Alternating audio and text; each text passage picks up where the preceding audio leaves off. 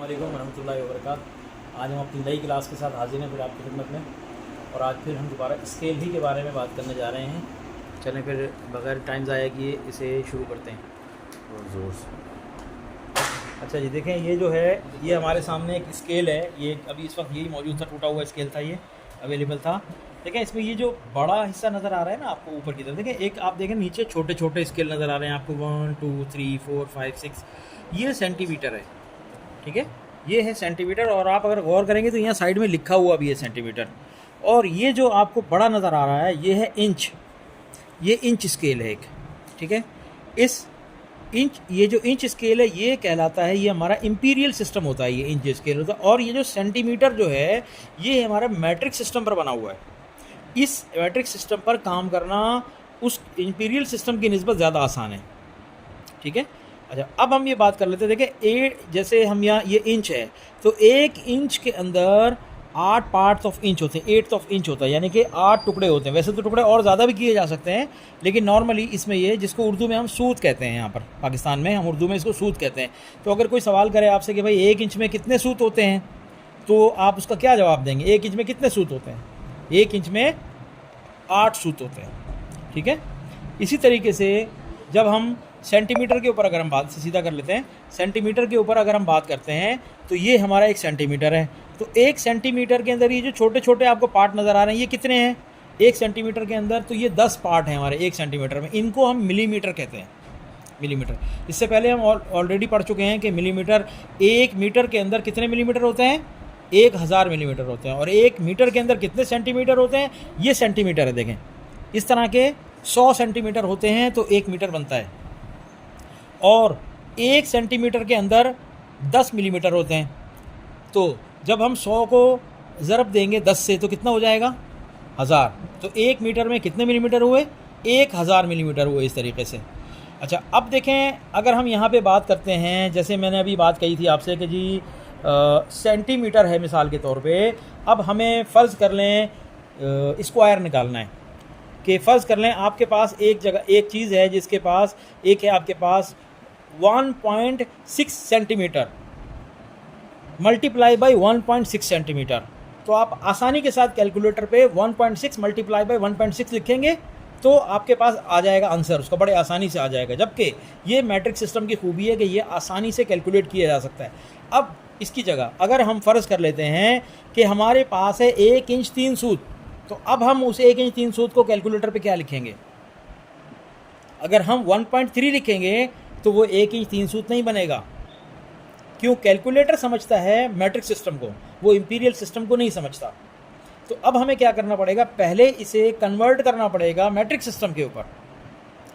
इस तरीके से जब हम कन्वर्ट करते हैं तो मैंने ऑलरेडी कैलकुलेट किया हुआ है, बाद में फिर किसी और की क्लास के अंदर मैं कैलकुलेटर लेकर के आपको समझा भी दूंगा कि हम किस तरीके से इसको कैलकुलेट करने के लिए कैलकुलेट कर सकते हैं, कैलकुलेशन में कैसे लेकर आएंगे, इसको कैलकुलेटर पे किस तरीके से लेकर आएंगे।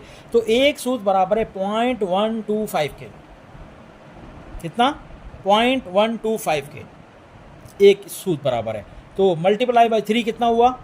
कैलकुलेटर निकालिए आप अपने मोबाइल के ऊपर।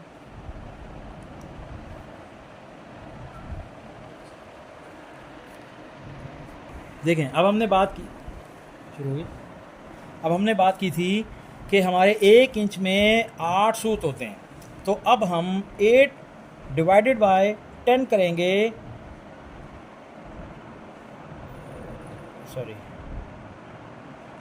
10 डिवाइडेड बाय 8 करेंगे तो आ जाएगा 1.25। ठीक है, 1.25 आ जाएगा। यानी कि 1 इंच का 1.25 हिस्सा होता है एक सूत।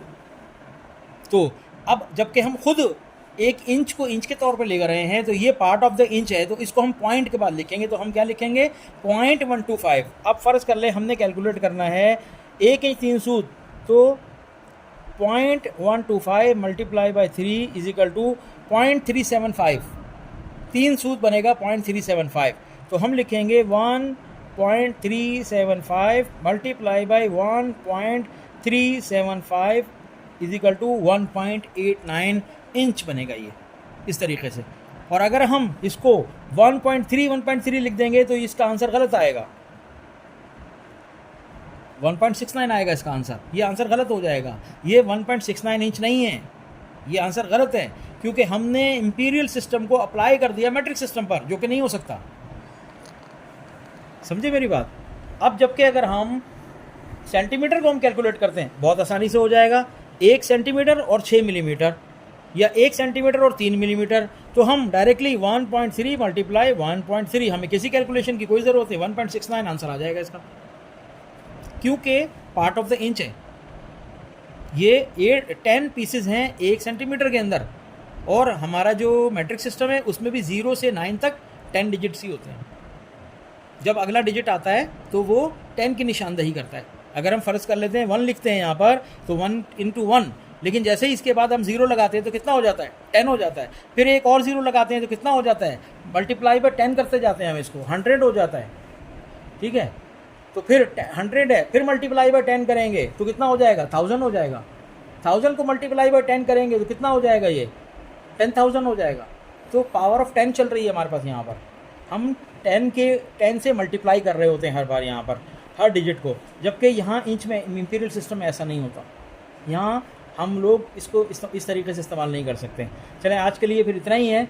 ये आपने समझ लिया आज कि किस तरीके से हम कैलकुलेट कर सकते हैं मिली स्क्वायर के अंदर, किस तरीके से मैट्रिक सिस्टम पे आसानी से काम किया जा सकता है, और किस तरीके से हम लोग इंच के ऊपर आसानी से काम कर सकते हैं।